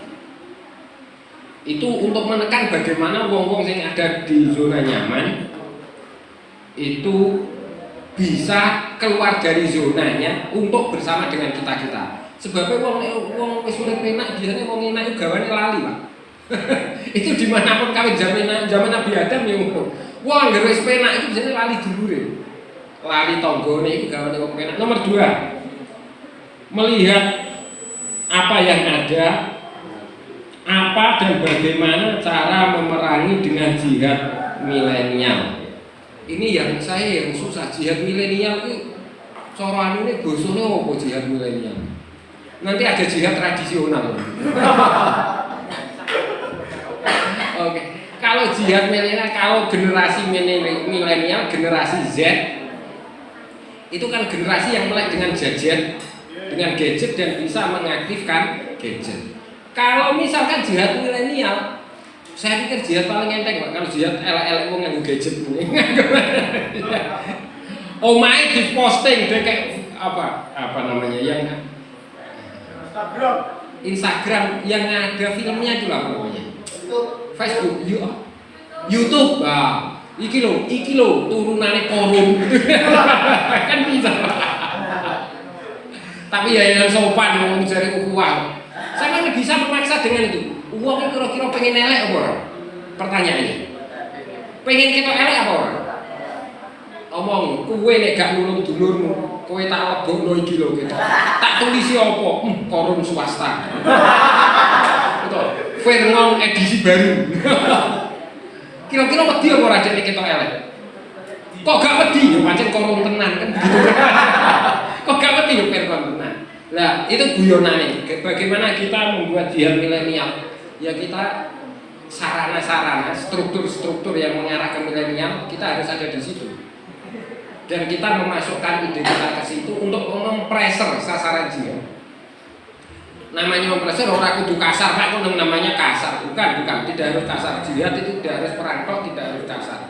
Jenenge jihad ngajak apik itu kan juga termasuk jihad. Piye? Ya Allah. Lek sampean iku sakjane ya wis apik ilmune akeh, sayane siji lek ora diulang. Itu kan wis termasuk jihad. Ora kudu perang jotos-jotosan bahaya iki. Itu jihad zaman Nabi Adam. Ini zaman Nabi Muhammad wis. Lek sampean umpama ora tau gelem kumpul, ora tau gelem rapat NU, ya didolan. Lek kanca-kanca NU iki piye? Kangen mbek sampean. Lah maksudnya apa? Sampean rapat ora teko. Lah terus sampean ya apa lek rapate tak pindah rene. Masa teko kan bisa juga. Sampean cerdas gak kulaken cara, Pak. Serius. Bangun misalkan masjid, gak tahu melok bangunnya masjid. Lek sampean jare kanca-kanca gak tahu melok, iki ana langgar, ana TPA, AP. Nah, sampean gak tahu teko ya apa. Ngene lek kala-kala iki TPA iki pajak sekolah lapangan. Ngerti sekolah lapangan maksudnya ya? Yang tidak ada di ruang. Lah terus sekolah lapangan kira-kira ning kene. Tapi kok nek bar sekolah lagune tak madani kuwi. Kan bisa juga. Sekian cara bisa dilakukan, Pak. Sampeyan saya yakin sampeyan bisa sesuai kondisinya masing-masing. Sing penting aja elek-elek wong, aja jangan Jangan mendiskreditkan teman sendiri. Iku sing hasilnya malah elek, karepe apik kan malah elek. Kaya wong Islam menika lho, Islam nyarani. Rumangsa Islam dhewe sing ning pondok sing ana dianggep ora patek Islam itu kan resiko. Wong Islam swasta ngono. Gara-gara ora nganggo jubah, ora jenggoten, ora setuju mek wong kebon. Diarani wah Islam banci. Itu kan ising. Jangan sampai yang seperti itu. Kita tetap utu ila sabili rabbika bil hikmati wal mau'izatil hasanah. Lah umpama kepeksa adu argumen, bantah-bantah, wajadilhum billati ya aksan. Adu argumen yo ngapik. Cara apik masih banyak terbuka kok, Pak.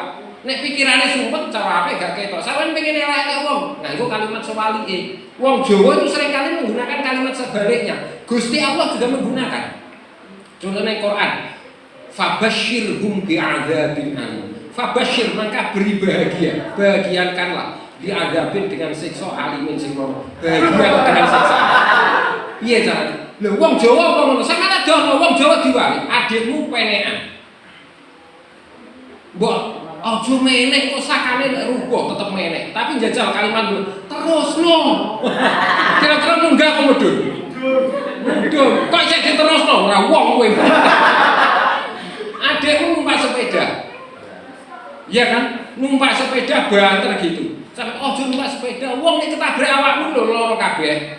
Wis sepeda wis didandano angel, saiki wae pandemi kowe malah gawe perkara. Digetno wae. Tapi jajal perintahmu mbek wali. Isa alun numpak sepeda kayak iki bau banter terusno. Terus apa arek? Sing kira-kira kuwi gak mendoi wong siji tok. Numpak sepeda motor kenal pot bro. Orang mendok kenapa? Sebab mbok omongi ora krungu kalah brong-brong. Jadi banyaklah cara mengajak orang lain itu. Kita aja yang harus terbuka. Rasane loro Pak, aku kudu gak kuat, harus sabar Kanjeng Nabi sabar. Ya nek kangelan ngomong terang-terangan ya dibalik tadi. Wong Jawa juga susah, mbok omongi apa anane muring-muring, mbok omongi jujur muring-muring, mbok balik ya muring-muring. Saya punya contoh ana wong misalkan kulite wireng. Mbok omongi apa anane, sampeyan wis jujur. Kulite sampeyan kok wireng lek. Muring-muring ora omongi. Padahal kulite yo wireng. Apa mbok wali, lek kulite sampeyan putih kok lek. Muring-muring kok ora? Mesti kurang aja kulit ireng. Lho, bingung kabeh dadine. Artine bingung kabeh piye? Kabeh kok ono carane, tapi carane kudu cocok. Ben wong yo gak bingung, sampeyan yo gak bingung. Wong kulite wireng sampeyan putih lek langsung. Terima kasih Mas, kira-kira begitu menurut saya. Betul. Baik, tepuk tangan dulu. Sudah menjawab ya rekan? Sudah, baik. Kalau begitu saya lempar ke rekanitanya. Rekanita. Selamat siang rekanita. Ada yang ingin bertanya?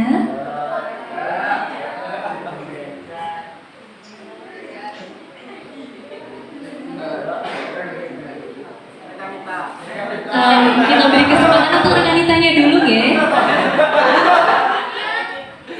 Oke, yang paling belakang semangat banget, tepuk tangan dulu. Ini yang ketua tadi ya? Wow, ketua rantingnya luar biasa.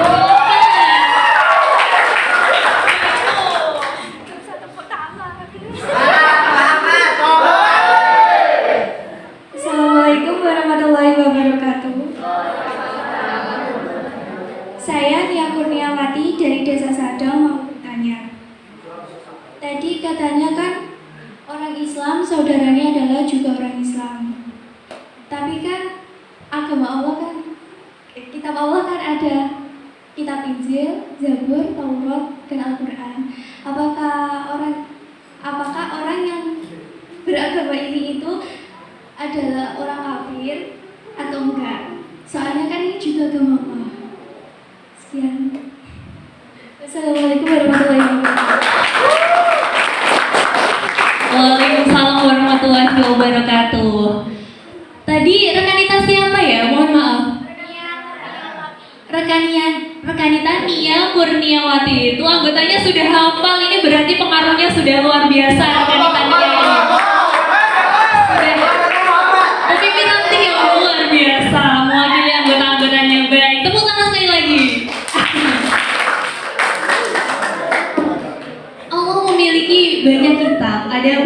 macam agama. Apakah yang di luar dari Islam itu bukan saudara kita dan apakah itu bisa disebut kafir begitu? Kira-kira pertanyaannya, monggo.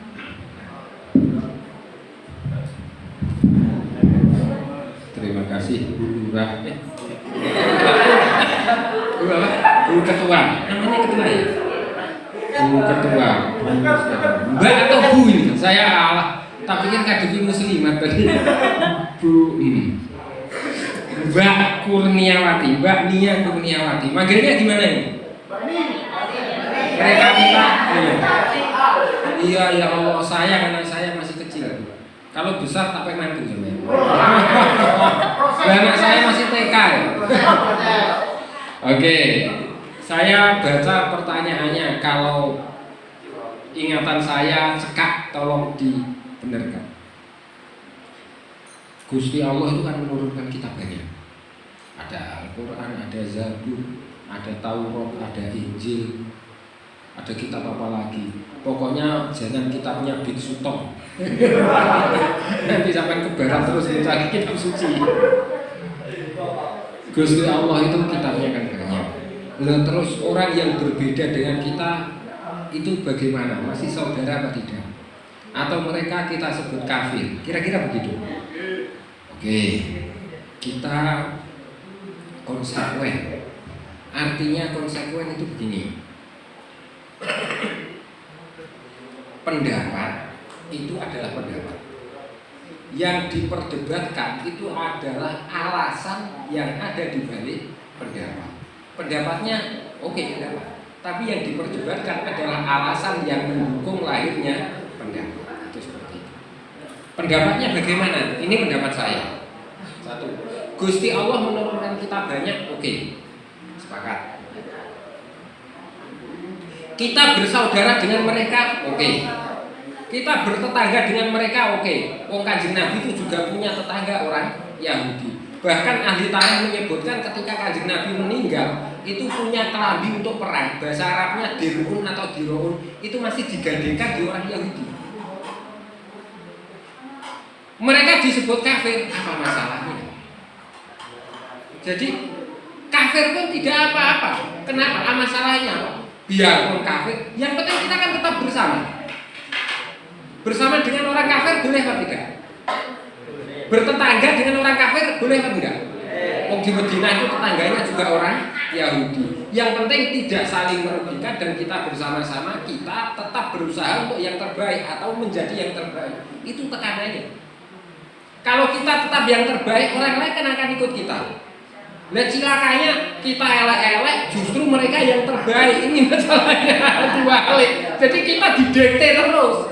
Wong kita tidak yang terbaik, tidak menciptakan. Begitu kita kalah, kita wafir kurang ajar. Yo piye wong kono kuat, mbok lokno mbok pisoi ping 2 juta ya tetep kuat. Karena kita bukan yang terbaik, bukan yang terkuat, tapi coba kita berusaha yang terkuat dan mengalahkan mereka. Kita mesti yang lebih hebat. Mereka ikut kita. Kene lemah, misalnya main duto. Kenapa seperti itu? Saya tunjukkan bukti sejarah. Saya punya bukti sejarah begini. Dulu di Madinah itu ada pasar. Kanjeng Nabi ke Madinah pertama kali wong Islam nek blojo ning pasar. Pasar itu penting. Kon wudu dhisik, kon wudu dhisik. Setane ben-ben. Pasar itu penting, saya tunjukkan bukti sejarah. Kanjeng Nabi di Madinah itu setelah membangun Masjid Kuba, itu membangun pasar. Dulu di Madinah itu ada pasar punya konspirasi dagangnya orang Yahudi, oligopoli, konspirasi dagangnya orang Yahudi. Yang punya pasar itu namanya Ka'ab bin Ashraf. Ka'ab bin Ashraf itu punya pasar di Madinah. Begitu Ka'ab bin Ashraf punya pasar di Madinah, wong Islam yang ngerti pasar. Kira-kira wong Islam itu mau tuku tok. Sing untung kira-kira sapa? Yang untung yang beli apa yang jual?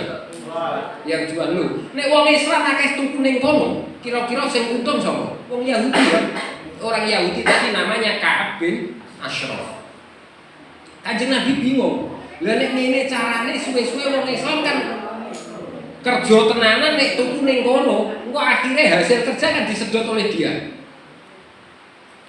Wong tuku ning transaksi, seluruh transaksi harus di tangan Ka'ab bin Ashraf. Lah piye nek ngono? Orang Islam harus membuat pasar sendiri, sehingga hasil keringat orang Islam itu tidak dinikmati oleh orang Yahudi, tapi tetap dinikmati oleh orang Islam. Gawe pasar kawitan dirubuh, bingung. Waduh, pasar kita dirubuhkan. Jare Kanjeng Nabi wis gak apa-apa. Pasar dirubuhno gak apa-apa. Kene iso gawe nek sing luwih gede. Besok membuat lagi lebih besar, dirubuhno meneh. Jadi pasar dari dulu itu mesti harus ada premannya. Pasar sing gak ono premane mulai lagi pasar sadar kok. Pasar zaman Kanjeng Nabi kok ono premane. Oh, ono premane.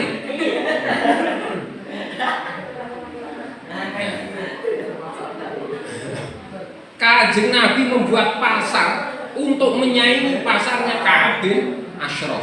Akhirnya orang Islam bersatu beli transaksi menjual di pasarnya Kanjeng Nabi. Ketika kumpul semua di pasarnya Kanjeng Nabi, lama-lama pasarnya, ya tidak langsung kayak balik tangan, lama-lama pasarnya Ka'ab bin Ashraf mati. Tidak langsung dihancurkan, caranya mematikan tidak menghancurkan, tapi dengan meninggalkan. Sebabnya dalam ilmu gerakan, ilmunya aktivis itu, the real power is boycott. Kekuatan paling kuat itu adalah boycott.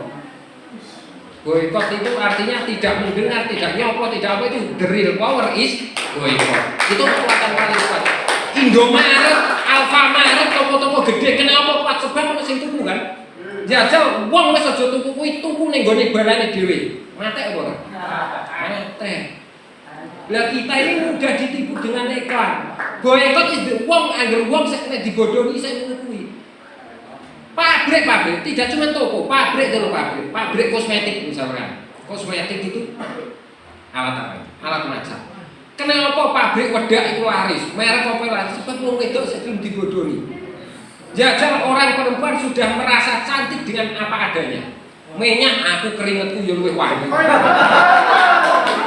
Kulit masih gak nganggo sampo cap lift boy kok apa ati wis ayu wedak cap pipa karungan aku wis ayu. Jajal wong sak kecamatan ora tuku sampo, ora tuku lipstik, ora tuku minyak, ora tuku apa.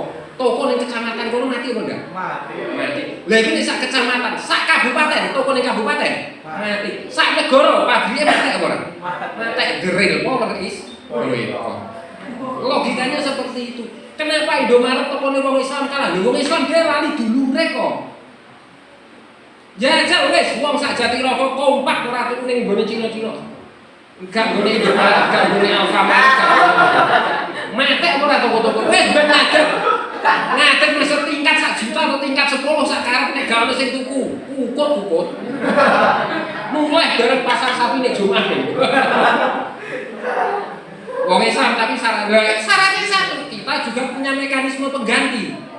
Kene ngelarang tuku ning kono, tapi kene ora ndek pengganti ya padha wae. Cara Jawa sama dengan kencing melawan angin. Kalau kencing melawan angin kan muka sendiri yang terkena. Itu pepatahnya seperti itu. Kita melarang tapi kita punya alternatif. Mereka bersaudara, tetap saudara kita, wong ukhuwah watoniyah. Mereka saudara kita, tapi kalau mereka melukai kita juga harus ambil sikap. Kok dilukai, sabar ki wong Islam kok sabar liyane agama ora sabar. Kalau wong Islam kok diterusno ya mati kaku. Akhirnya wis tambah gampang. Sak pasar. Pedagang sak pasar punya kekuatan mekanisme yang kuat, syaratnya mau bersatu loh ya. Siji syaratnya istimah, la islama illa bil jamaah. Tidak ada Islam kecuali dengan kebersamaan. Mau bersatu, tuku apa-apa sekitar pasar ning pasar tok, atau ning gone tanggane sing NU tok. Toko sak liyane NU boko. Yakin saya. Sekolah sama juga. Kenapa ada lembaga selain NU? Karena anake wong NU di sekolah ning kono. Jajal anake wong NU dekek lembaga sing bener-bener NU. Pokoknya harus NU 100%. NU kok cuma 50%, balik 100%, boko saat ini. Yakin atau tidak? Yakin.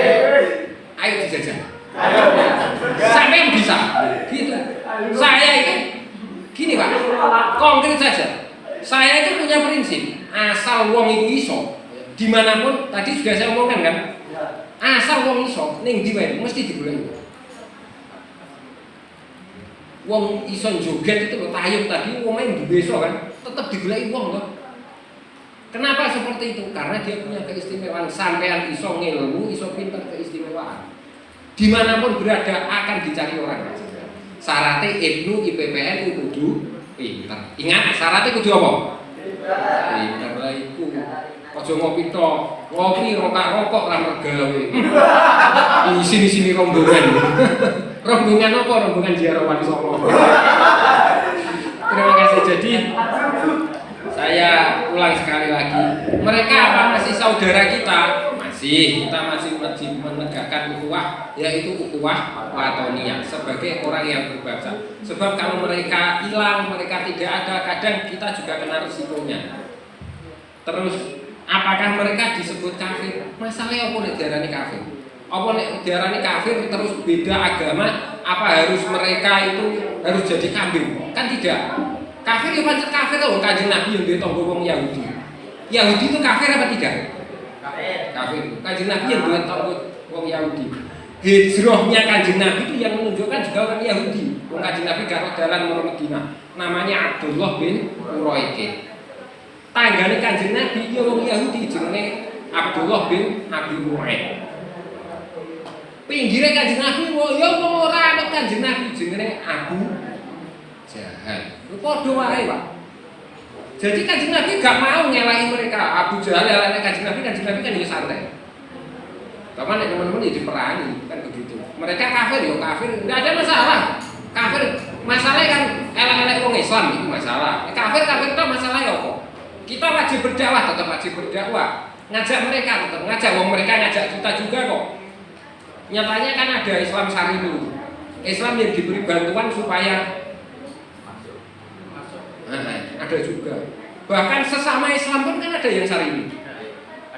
Sesama Islam beda bendera saja terus diberi bantuan supaya ikut mereka. Ya, nanti menjadi iman ya iman syar'i. Ning swarga sampeyan sing mlebu ya syar'i tok. Iki kan parkir sih. Kayak ben dunya iman bojo syar'i. Terima kasih. Saya pikir seperti itu. Baik, tepuk tangan. Oke, kami beri kesempatan untuk penanya terakhir, monggo.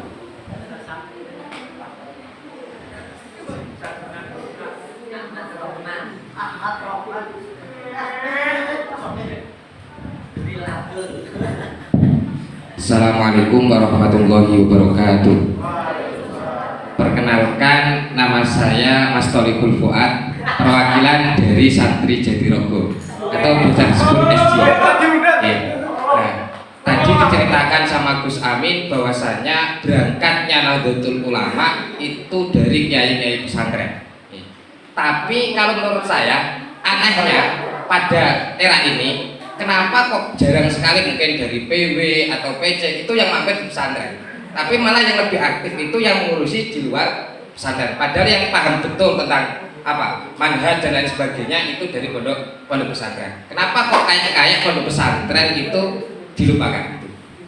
Cukup sekian. Wallahu muwaffiq ila aqwamit thoriq. Wassalamualaikum warahmatullahi wabarakatuh.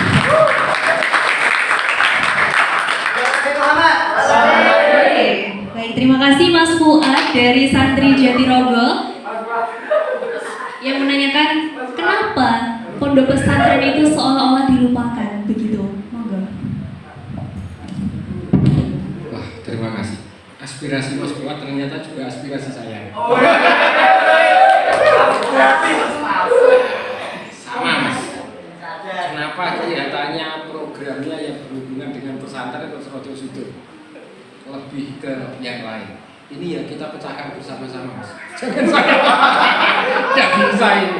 Saya kan nggak nyata sih. Ini jenengan bisa membaca bukunya ya Allah yang nulis Greg Valley sama Greg Burton, Radikalisme Tradisional, NU, sampulnya hijau, yang menerbitkan LKIS. Saya apa? Kemudian bisa membaca lagi tesisnya Delia Nur tahun 72, tahun 82 tidak salah, Islam sebagai NU disebut organisasi tradisional. Tapi ini tradisional itu enak. Jadi sekarang pun NU sendiri itu akan namanya organisasi mas. Lama-lama itu kan juga akan berbelah. Prinsipnya yang dunia itu ini mas.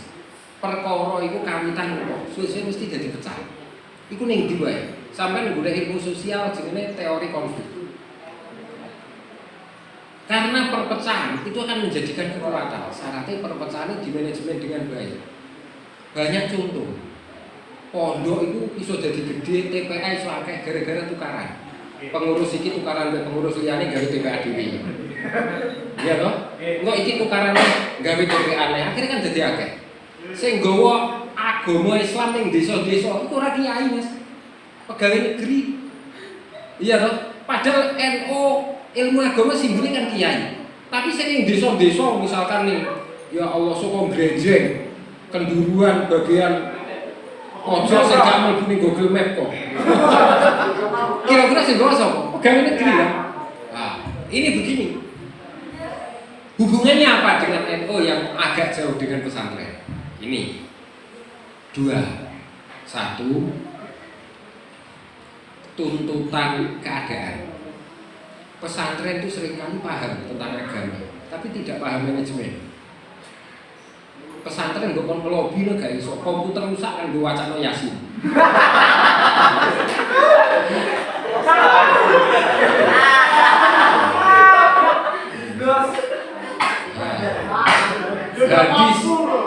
Hadis kena virus, ayat kursi, virusnya berbelai. Lah, sementara NU itu juga butuh operasional, butuh manajemen. Yang manajemen ini orang yang kadang malah tidak pesantren, mampu pondok lo orang ngerti. Bukan mau coba Fatihah balak tolin. Iya susah. Masa ya saya beberapa tahun. Ya apa caranya? Kita menciptakan sinergi supaya NU ini tetap roh pesantrennya tidak hilang. Syaratnya siji, ya santri kudu iso apa-apa. Ini kan kita tidak bisa apa-apa ketika mengundang lain, orang lain sudah masuk menguasai baru kita salah. Ini kelakuan Amerika ini Mas. Loh, kok ngono? Gampang lah. Pakistan, Afghanistan, Irak dibuat konflik dari dalam. Ketika yang satu butuh bantuan, itu kan undang Amerika masuk. Ketika undang Amerika masuk, ketika Amerika sudah masuk, disalahno. Tapi ning dia negara sing dileboni wong Amerika, ora ono sing sukses. Hujat kabeh. Delok wis. Itu prinsip. Makanya untuk menghindari biar tidak ada Amerikanisasi, santri ini kudu pinter Mas. Artinya santri ini orang pinter hukum, orang maca kitab tok. Tapi yo iso ilmu liyane manajemen yo iso. Manajemen ngatur manajemen yo iso. Psikologi komunikasi yo iso. Wong kiai itu kan yang nama sampean jadi kiai kan. Namanya kiai itu kan multi peran. Artinya multi peran. Ya Allah, yo kudu iso mimpin tahlilan. Kudu iso bocorno soal malaikat dadi mudi. Kudu iso dadi dukun pisan. Mbah Yai, bojo kula pun nglahirno 3 dinten mboten medal-medal. Mesti lah mbok wacana Fatihah atau mbok wacana apa. Masuk wis ajane ya ora ngerti. Mun kula wacana Fatihah mungkin medal, bareng medal atau bareng ra medal sing lahir malah sabine. Kiai itu multi peran. Lah santri itu multi peran. Caranya ya apa lek ngono? Santri ini digawe berdaya.